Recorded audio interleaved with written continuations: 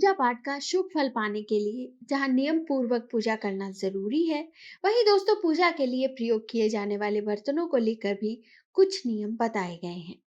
इसीलिए दोस्तों कहा गया है कि पूजा करते समय ध्यान रखें कि आप कौन से भगवान की पूजा कर रहे हैं और आपको उनकी पसंद के धातु में ही पूजा पाठ करनी चाहिए। दोस्तों इससे वो भगवान जल्दी प्रसन्न हो जाते हैं।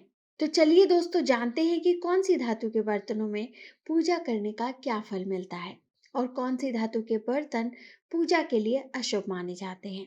दोस्तों ऐसे क्वेश्चंस के आंसर जनरली लोगों को पता नहीं होते हैं, इसीलिए आज हम लेकर आए हैं आपके लिए ये वीडियो, जिसे देखने के बाद आपके पूजा के बर्तनों से रिलेटेड सारे ही डाउट्स क्लियर हो जाएंगे।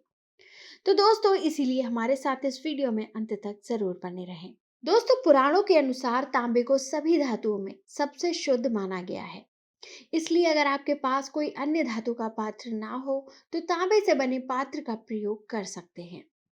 दोस्तों तांबे से सभी भगवान को जल अर्पित कर सकते हैं, लेकिन दोस्तों ध्यान रखें कि केवल शनि भगवान को कभी भी तांबे के पात्र से जल नहीं देना चाहिए, क्योंकि दोस्तों तांबा सूर्य की धातु है और ज्योतिष शास्त्र के अनुसार शनि और सूर्य एक दूसरे के शत्रु हैं, अन्यथा शनि देव नाराज भी हो सकते हैं।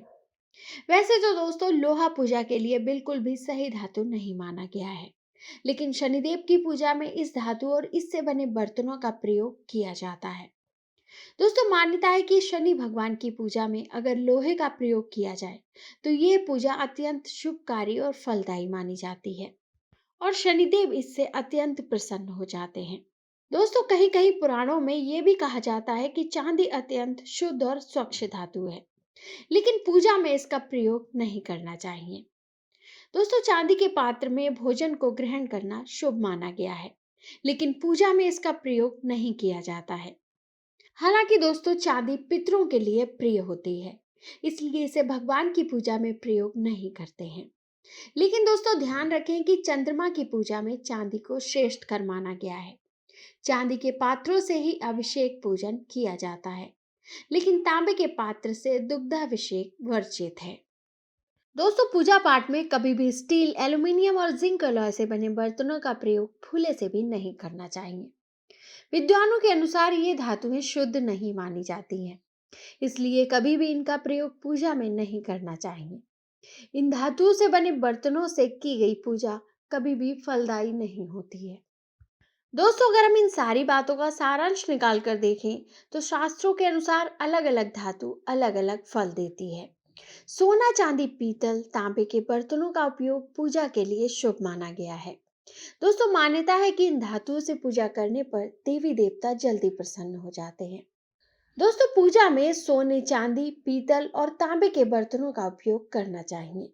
इन धातुओं को रगड़ना हमारी त्वचा के लिए लाभदायक रहता है। दोस्तों आयुर्वेद के अनुसार इन धातुओं के लगातार संपर्क में रहने से कई बीमारियों में राहत मिल सकती है। दोस्तों धार्मिक क्रियाओं में लोहा, स्टील और एल्यूमिनियम को अपवित्र धातु माना गया है, इसीलिए इन धातुओं की मूर्तियां भी नहीं बनाई जाती। दोस्तों लोहे में हवा पानी से जंग लग जाता है, एल्यूमिनियम से भी कालिख निकलती है।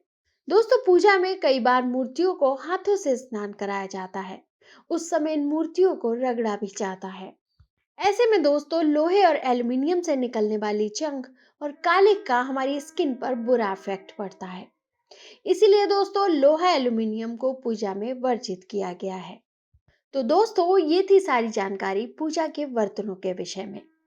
दोस्तों आशा करते हैं आपको ये वीडियो पसंद आई होगी और इन्फॉर्मेटिव भी लगी होगी। दोस्तों वीडियो पसंद आई हो तो इसे लाइक और शेयर जरूर करें और चैनल को सब्सक्राइब करना बिल्कुल भी ना भूलें।